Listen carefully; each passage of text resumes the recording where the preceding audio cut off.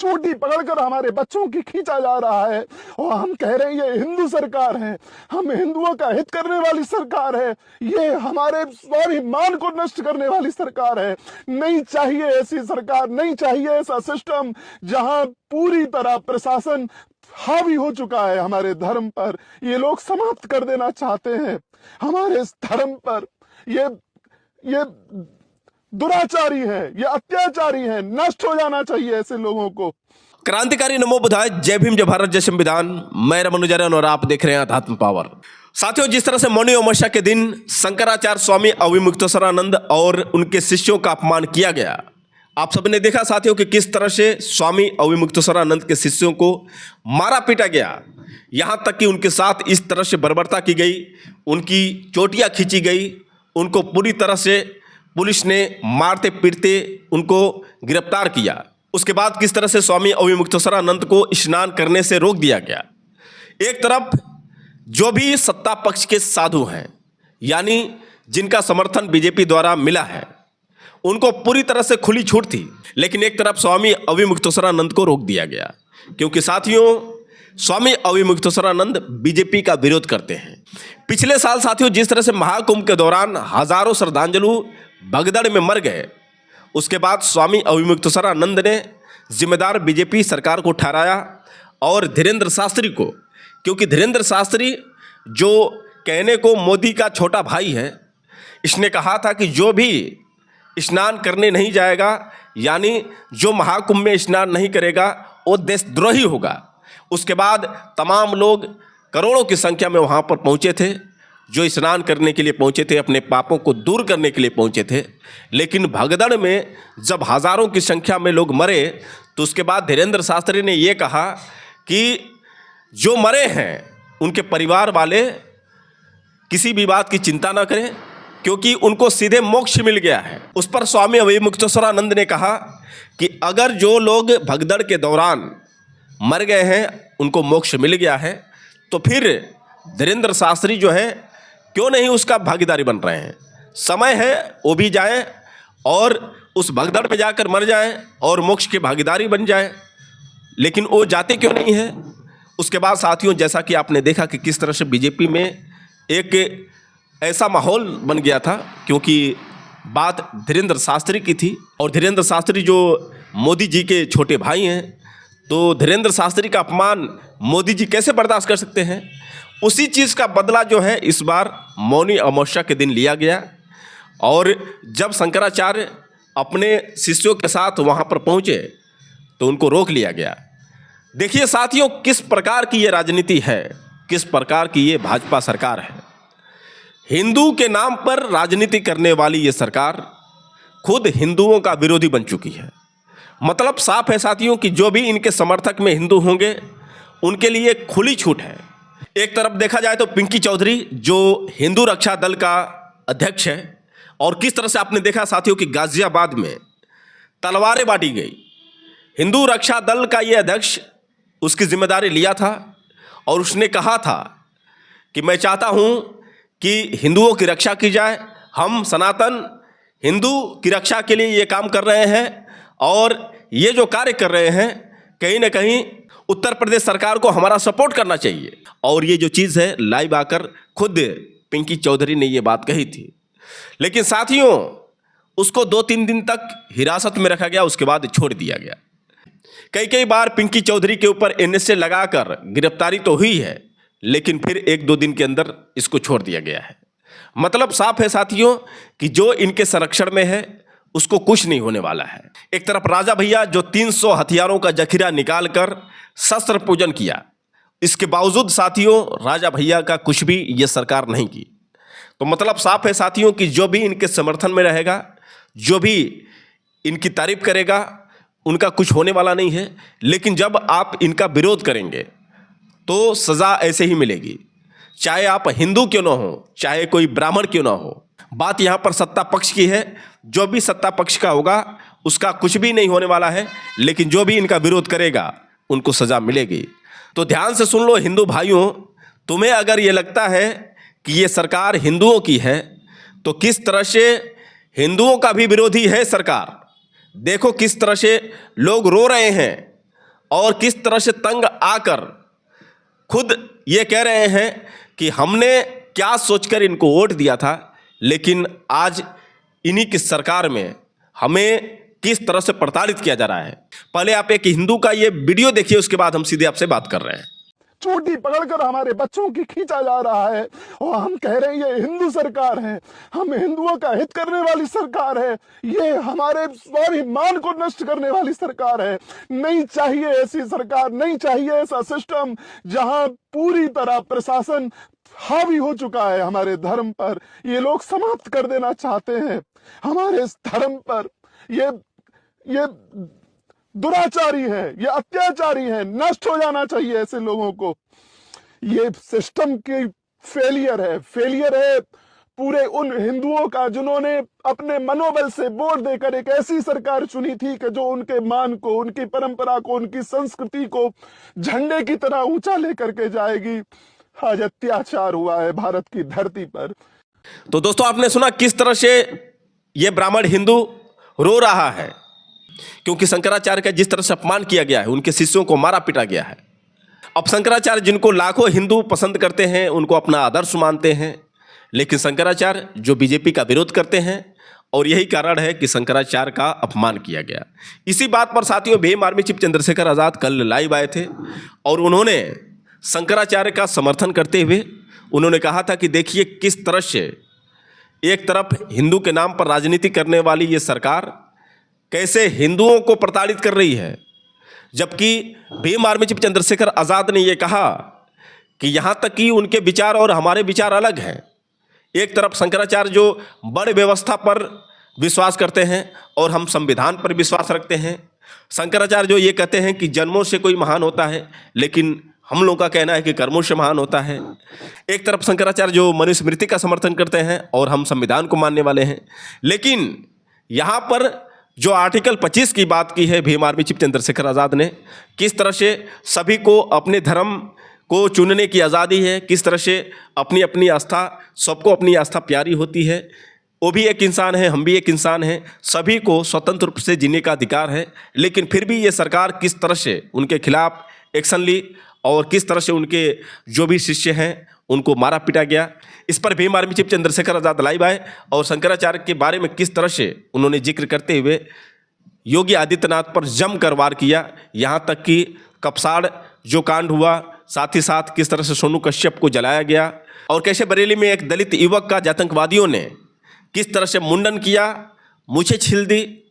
कारण यही था कि उसने अपना पैसा मांगा था, लेकिन उसके बाद किस तरह से उस दलित का अपमान किया गया, उसकी मूछें छिली गई, उसका मुंडन किया गया, उसके चेहरे पर कालिक पोत कर घुमाया गया और यहाँ तक कि वीडियो बनाकर वायरल किया गया। इन तमाम मुद्दों पर Bhim army chief Chandrashekhar Azad live आए और लाइव आकर किस तरह से योगी आदित्यनाथ और भाजपा सरकार पर जमकर हमला किए। पहले आप भीम आर्मी चीफ चंद्रशेखर आज़ाद का ये लाइव देखिए, उसके बाद हम सीधे आपसे बात कर रहे हैं। आज उत्तर प्रदेश में क्या हाल है आप देख रहे हैं, किस तरह से भाई सोनू कश्यप को जिंदा जला दिया गया। आप महसूस करके देखिए, ये झूठ बोलने वाले लोग, झूठे भाईचारे की बात करने वाले लोग, इनका एक संगठन भाई सोनू कश्यप के को न्याय दिलाने के लिए नहीं खड़ा हुआ। जो भाईचारे की बात करते हैं, ये बांग्लादेश के लोगों पे रोते हैं। बांग्लादेश के लोगों को, जहां ये रहते नहीं हैं, जहां ये टैक्स नहीं देते हैं, जहां इनका आना जाना नहीं है, जहां इनकी जमीन संपत्ति नहीं है, जहां इनका लेन देन नहीं है, शादी ब्याह नहीं होते, व्यवहार नहीं, वहां के लोगों को अपना बना के ये देश का माहौल तो खराब करते हैं, सवाल पूछते हैं। लेकिन जब देश में यहां दिल्ली से 100 किलोमीटर दूर पे भाई सोनू कश्यप को जिंदा जला दिया जाता है, तब इनके मुंह से आवाज नहीं निकलती, तब ये सारे संगठन मौन व्रत धारण कर लेते हैं, क्योंकि वहां इनका एजेंडा फिट नहीं बैठ रहा होता है, क्योंकि वहां आरोपी मुसलमान नहीं होता है, वहां आरोपी जिसको टारगेट करके देश का माहौल खराब कर सकते वो नहीं होता है। मैंने भी और मैं अपने लोगों से जा कहूंगा कि ये इनकी असलियत को देखें कि कपसाड़ में जब आपकी बच्ची को बेइज्जत किया गया, उसको ले जा लिया गया अपहरण करके और उसकी मां को जो है उसकी हत्या कर दी गई, तो किस तरह का माहौल इन्होंने अपने चैनलों पर बैठ के और छोटे छोटे यूट्यूब चैनल पे इंटरव्यू देके किस तरह से आपकी अस्मिता से खेलने का काम किया, ये बात मैं गांव-गांव जाके अपने लोगों को बताऊंगा, जो बहुजन समाज के लोग। और फिर मेरे जैसे चुने हुए जनप्रतिनिधि को अपने उस पिछड़े अति पिछड़े परिवार से, जो मेरी माँ और वो बहन जो इंतजार कर रही थी कि भाई आके हमें न्याय दिलाएगा, उससे मिलने नहीं दिया। मेरे बाद वहां भाजपा और तमाम दलों के लोग गए, लेकिन ऐसा पता नहीं क्या था कि मेरे जाने से क्या होता। जब मैंने परिवार को अपने पास बुलाने की कोशिश की, 300 मीटर से पुलिस को खींच के लेगी परिवार को। ये है आपके भाईचारे की सच्चाई। ये वो भाईचारा है जो सुबह शाम हमारे अधिकारों के खिलाफ पंचायतें करता है, सम्मेलन करता है, जन जागरण अभियान चलाता है। हमारे ही जो इनको भाईचारे की बात करते हैं, हिंदू भाईचारे, इन्हीं लोगों को दलित पिछड़ों के अधिकारों के खिलाफ, आरक्षण से लेकर तमाम चीजों पे जो है रोज गाली देने का काम करता है। ये वही भाईचारा है, इसको भी हमारे लोगों को समझना चाहिए। और ये भाईचारा जब अपने लोगों का नहीं हुआ तो आपका क्या होगा? किस तरह से शंकराचार्य स्वामी अविमुक्तेश्वरानंद को किस तरह से उनके जो अनुयायियों किस तरह अपमानित किया गया। हालांकि मेरा स्पष्ट जो है वैचारिक विरोध है, उनसे मतभेद है, वैचारिक मतभेद है, क्योंकि वो भी इंसान है और मैं कॉन्स्टिट्यूशन को मानने वाला व्यक्ति हूं। आर्टिकल 25-26 का सम्मान करता हूं, धार्मिक आस्थाओं का सम्मान करता हूं। आप देखिए किस तरह से चोटी पकड़ पकड़ के किस तरह से खींचे गए। ये इस सरकार के अगर अहंकारी तानाशाही नीतियां नहीं है उत्तर प्रदेश सरकार की, तो क्या है? किस तरह से चोटी पकड़ पकड़ के जो है उनके अनुयायियों को खींचा गया, किस तरह से उनको अपमानित किया गया। मैं उनको जब बोलते सुन रहा था, उनकी आंखों से मैं बहने वाले आंसुओं को देख रहा था, उनकी बातों से उनकी पीड़ा को महसूस कर रहा था। इतने वैचारिक मतभेद के बावजूद इंसानियत के नाते उन पे हुए अत्याचार का मैं विरोध करता हूं। जब ये उनके नहीं हुए तो आपके क्या होंगे, आपको सोचना पड़ेगा। वो वर्ण व्यवस्था के समर्थक है, मैं वर्ण व्यवस्था के खिलाफ। मैं मानवता का सिपाही हूं। मैं मानता हूं कि कोई आदमी जन्म के आधार पर श्रेष्ठ और जन्म के आधार पर छोटा नहीं, नीच नहीं हो सकता। मैं मानता हूं कि सब मनुष्य अपने कर्मों के आधार पर सम्मान प्राप्त करते हैं और अपमान के भागीदार होते हैं। वो मानते हैं कि लोग जन्म से श्रेष्ठ हैं और वो तय करते हैं कि इन जातियों को यही काम करना है, लेकिन उसके बावजूद भी, इतनी असहमति के बावजूद भी, भारतीय नागरिक होने के कारण मैं इस बात का पुरजोर विरोध करता हूं जिस तरह का व्यवहार जो है स्वामी शंकराचार्य स्वामी अविमुक्तेश्वरानंद जी के साथ हुआ, उनके अनुयायियों के साथ हुआ। मैं इसका कठोर विरोध करता हूं, जबकि वो मेरे खिलाफ है। लेकिन मानवता के नाते मैं इंसानों के खिलाफ नहीं, मैं उनके लिए भी जो है आवाज उठाने काम कर रहा हूं। तो जिस तरह का उनके साथ व्यवहार हुआ मौनी अमावस्या के दिन, ये आपके सामने है। और जिस तरह का आपके साथ सोनू कश्यप के साथ हुआ, कपसाड़ की बेटी के साथ हुआ, ये भी आपके सामने है। जिस तरह से यादव समाज के लड़के की चोटी काट दी गई, जिस तरह से आज ही बरेली में जो है मूंछ काट दी गई, सर का मुंडन करवा दिया गया, ये सब आपके सामने है। ये आपके खोखले भाईचारे का सच है, जिसको थोपने का काम आप करते हैं। आपके नारों में सच्चाई नहीं है। आपका नारा चुनावी है, राजनीतिक है, और वो चुनाव के समय आता है, उसके बाद इन कमजोर वर्गों पे इनके आरक्षण, इनके अधिकार, इनकी नौकरी, इनकी जमीन, इनकी रोजगार, इनकी बहन बेटियों पे जो जुल्म होता है, उसके लिए बांग्लादेश, पाकिस्तान, चाइना से कोई नहीं आता, अफगानिस्तान से कोई नहीं आता, ईरान से कोई नहीं आता, जापान से कोई नहीं आता, नेपाल से कोई नहीं आता। इसी देश में रहने वाले लोग जो सामंतवादी व्यवस्था को मानते हैं, वर्ण व्यवस्था को मानते हैं, ऊंच नीच को मानते हैं, वही लोग इन कमजोर वर्गों को सताने का काम करते हैं, जुल्म करने का काम करते हैं, इनकी हत्या करने का काम करते हैं, इनके सर पे पेशाब करने का काम करते हैं, इनकी कमजोर वर्गों की बहन बेटियों को अपमानित करने का काम करते हैं। ये इस देश के भाईचारे की सच्चाई। और जब मैं इनकी बात के खिलाफ बात करता हूं तो ये लोग एडी चोटी का जोर लगा के मेरे ऊपर हमला करते हैं। ऐसे हमलों से मैं बाबा साहब अम्बेडकर का सिपाही डरने वाला नहीं हूं। जगत गुरु रविदास जी महाराज के संतान, गुरु नानक देव संतान, गुरु समनदास जी का आशीर्वाद प्राप्त, मैं जन से डरने वाला नहीं हूं। ये बात आप अच्छी तरह समझें। तो दोस्तों, आपने सुना किस तरह से भीम आर्मी चीफ चंद्रशेखर आजाद ने तमाम मुद्दों को लेकर योगी आदित्यनाथ पर जमकर निशाना साधा। अब बात करते हैं स्वामी अविमुक्तेश्वरानंद की। आखिर क्यों स्वामी अविमुक्तेश्वरानंद को रोका गया और स्वामी अविमुक्तेश्वरानंद से क्या दुश्मनी है, क्योंकि स्वामी अविमुक्तेश्वरानंद हैं जो भाजपा का खुलकर विरोध करते हैं। वो ये बोलते हैं कि जो हिंदू बांग्लादेश में मारे जाते हैं उस मुद्दे को लेकर किस तरह से ये भाजपा सरकार तोड़ मरोड़ कर यहाँ पर बातें करती है, लेकिन जब यहाँ पर दलितों को सताया जाता है, यहाँ पर हिंदुओं को मारा जाता है, तो फिर ये मौन धारण कर लेते हैं। आखिर स्वामी अविमुक्तेश्वरानंद ने इन मुद्दों को लेकर किस तरह से प्रेस कॉन्फ्रेंस के दौरान ये बात की, चलिए पहले आप इनका ये वीडियो देखिए, उसके बाद हम सीधे आपसे बात कर रहे हैं। प्रेस वार्ता इसलिए बुलाई कि बहुत सारी असत्य बातें, भ्रामक बातें प्रशासन के द्वारा फैलाई जा रही थी, तो हमने सोचा कि उनका निराकरण कर देना चाहिए। तो प्रेस मीडिया के माध्यम से उनके प्रश्नों का उत्तर देते हुए हमने उन भ्रामक बातों का उन्मूलन किया। दूसरे लोग ये जानना चाहते थे कि ये क्यों हुआ होगा, तो जो अनुमान जनता का निकल के आ रहा है वो हमने बताया, और साथ ही आगे आप क्या करेंगे तो वो हमने बता दिया कि हमारी और कोई यहाँ नीति नहीं है, क्योंकि हम मेला नहीं बिगाड़ना चाहते।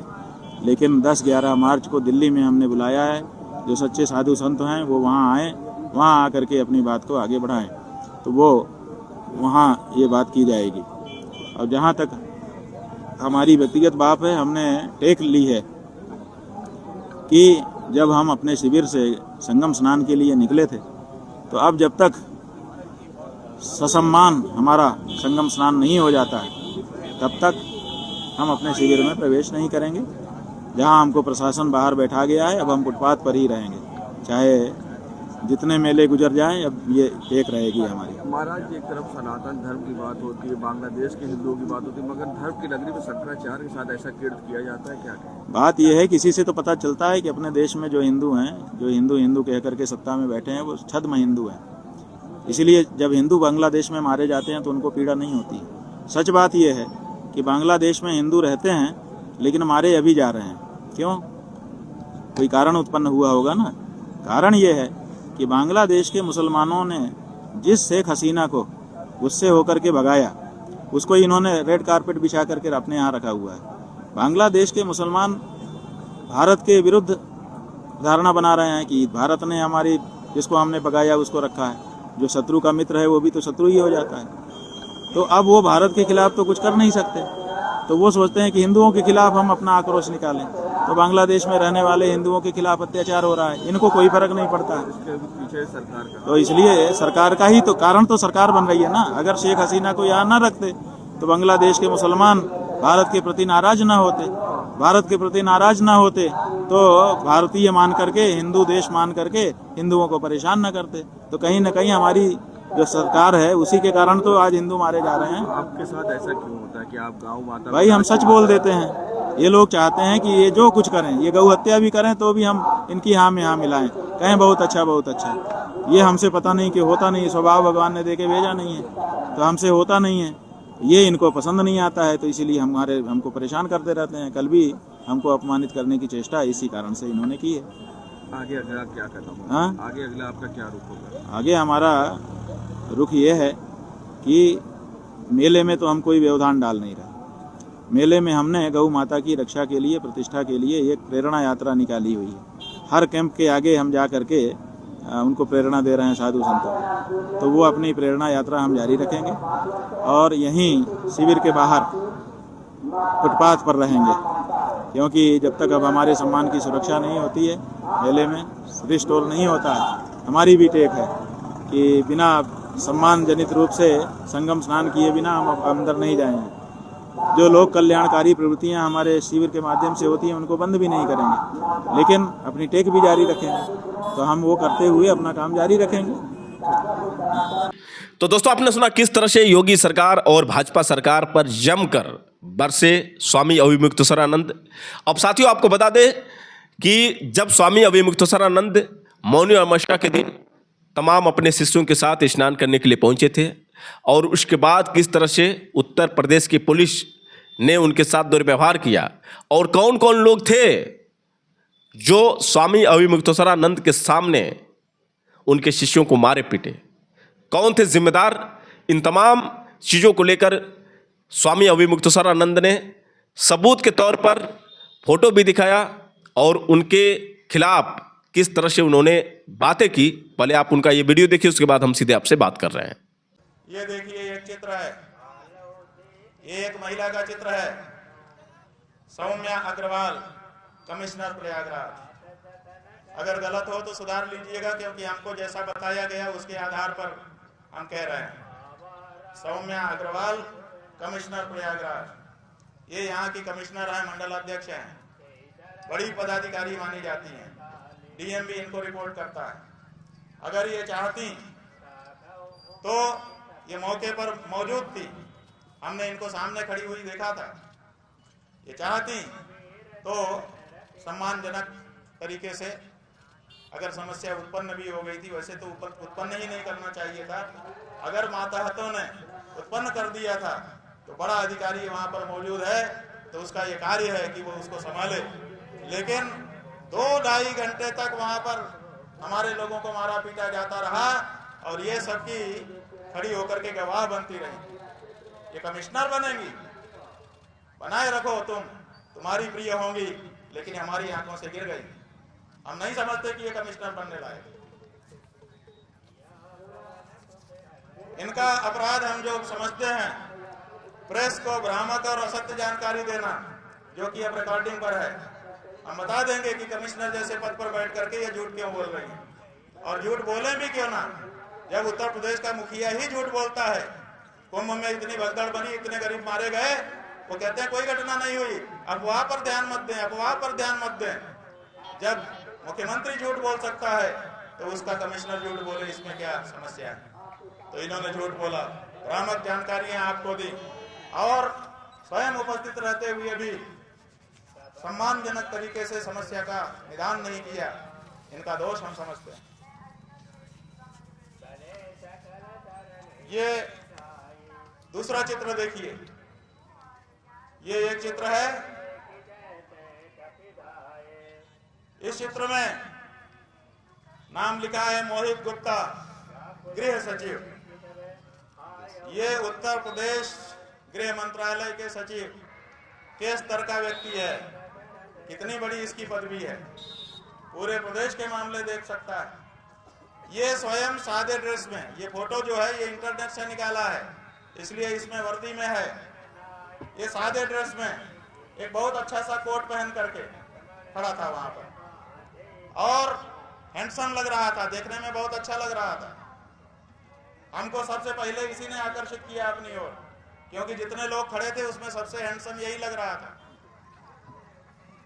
और फिर हमने क्या देखा, पहली बार हमने अपनी नजरों से बहुत सारे वाकये हम भी देख चुके हैं, पुलिस को भी देख लिया है, मार पिटाई भी देख ली है, पुलिस ने हमको भी 15 में मारा था वो भी देख लिया है, सब कुछ देखा है हमने, अनुभवी हम भी है थोड़े थोड़े। लेकिन हमने ये नहीं देखा कि कोई बड़ा अफसर स्वयं अपने हाथ से बालकों को, दंडी सन्यासियों को, बच्चों को मार रहा है। और हमने ये देखा कि ये गृह सचिव अपने हाथ से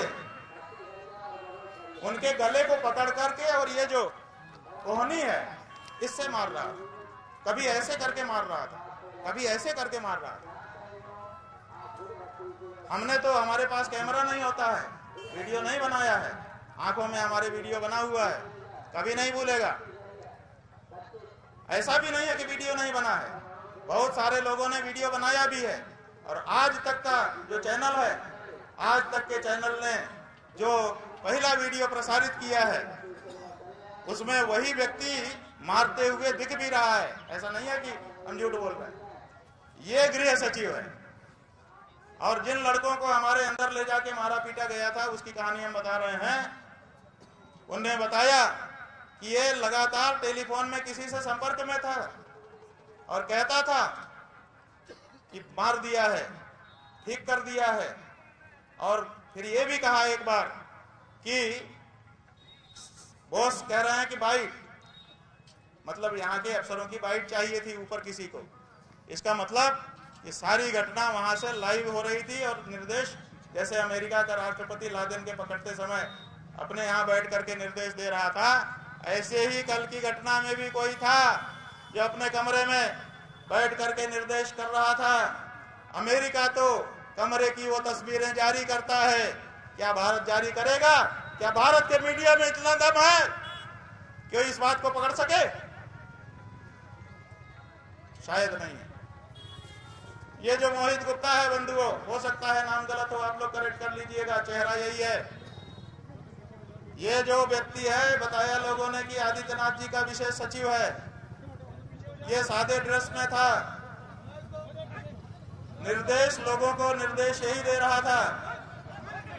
ये देखिए शुरू हो गया है। वहां के लोग भी यहाँ पर हैं जो शांति से बातचीत नहीं होने देना चाहते। सब जगह उन्होंने भेज रखा है, पकड़ लो इस व्यक्ति को, अलग कर दो, ताकि इसको ये आरोप लगाने का मौका न मिले कि हम शंकराचार्य जी के यहाँ गए थे, हमारे साथ कुछ हो गया। क्योंकि ये इसीलिए आया है कि सारे कैमरे उधर मुड़ जाएं और मामला केवल यही हाईलाइट कर दिया जाए। ये देखो वो खोल लिया उन्होंने, हाँ ये देखो सबके मुड़ गए। हम जानते हैं एजेंडा आपका क्या है। पुलिस खड़ी है, उसको कोई दिक्कत नहीं है सब होने में। क्यों? क्योंकि वो तो एजेंडे पर है।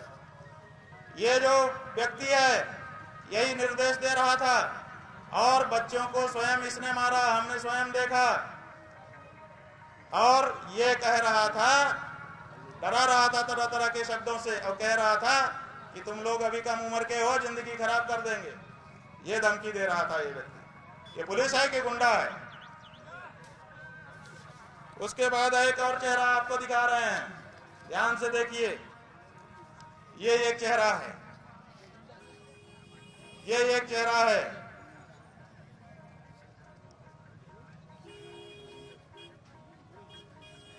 ये जो व्यक्ति है जोगेंद्र कुमार, पुलिस आयुक्त प्रयागराज, ऐसा बताया है हमको लोगों ने। सही है कि नहीं पता नहीं। ये जो व्यक्ति है यही सबसे ज्यादा हठधर्मी वहां पर था। अगर किसी ने बात को बिगाड़ा यही व्यक्ति था। बहुत ही हठधर्मी, बहुत ही दुष्ट प्रकृति का। और यही अनाउंसमेंट बार बार तरह तरह की करके हमको आक्रोश में लाना चाहता था। इसी ने कहा था कि बड़ी गर्मी चढ़ी है, अभी उतारता हूं। किसको गर्मी चढ़ी थी? ये कहता है बड़ी गर्मी चढ़ी है, अभी उतारता हूं। एक बार तो अच्छा मौका आया, ये अनाउंसमेंट कर रहा था कि तरह तरह के आरोप लगा रहा था कि आपका ये अपराध है, ये अपराध है, ये अपराध है, कह रहा था।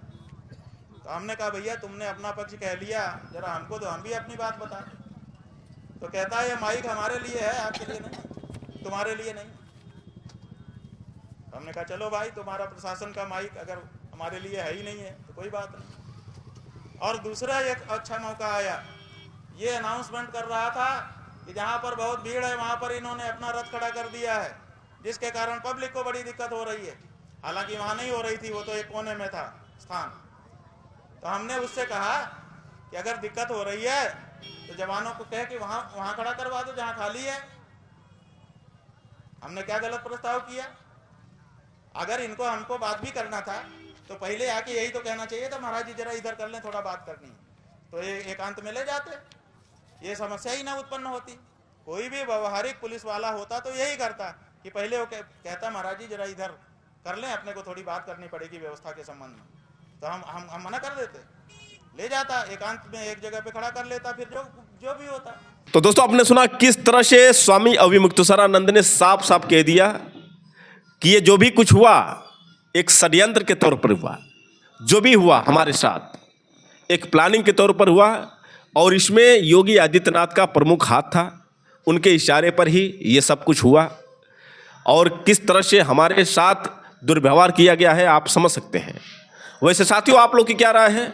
आप लोग कमेंट करके बताएं और हो सके तो इस वीडियो को ज़्यादा से ज़्यादा शेयर करें। फिर मिलेंगे अगले वीडियो के साथ, तब तक के लिए क्रांतिकारी नमो बुद्धाय, जय भीम।